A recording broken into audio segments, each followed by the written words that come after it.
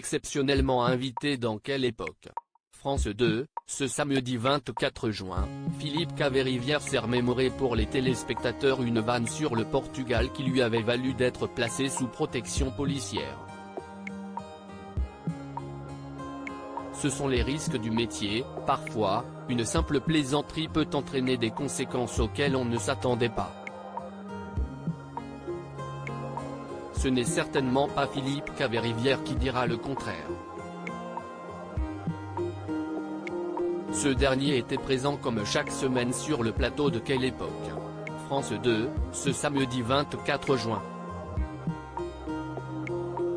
Mais à l'occasion du dernier numéro de la saison, il a été exceptionnellement interviewé par Léa Salamé. Au cours de sa carrière, le comédien, humoriste et chroniqueur a subi certains déboires.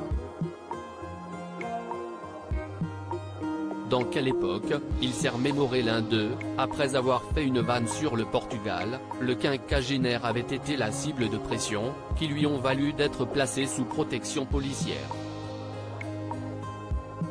J'ai subi tellement de menaces de mort, qu'ils m'ont mis la sécurité à RTL, a-t-il confié ce samedi. Quand j'arrivais, j'étais Barack Obama.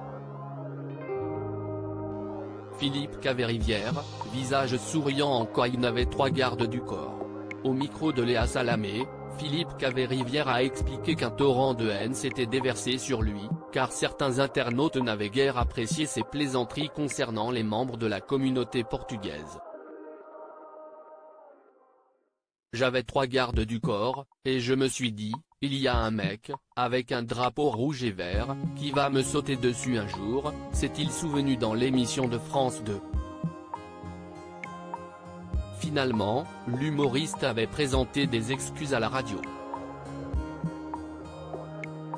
Les menaces, à la suite de son mea culpa, avaient progressivement cessé.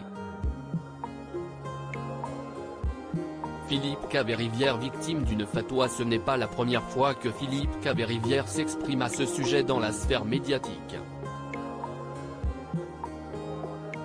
Au printemps 2022, il avait évoqué dans les colonnes du Parisien la fatwa dont il avait été la cible, ainsi que les 800 messages remplis de haine qu'il avait reçus, après sa chronique sur le Portugal faite en janvier de la même année.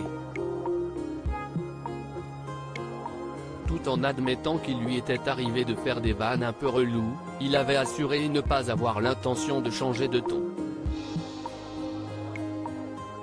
De quoi rassurer les fans de ses impertinentes chroniques.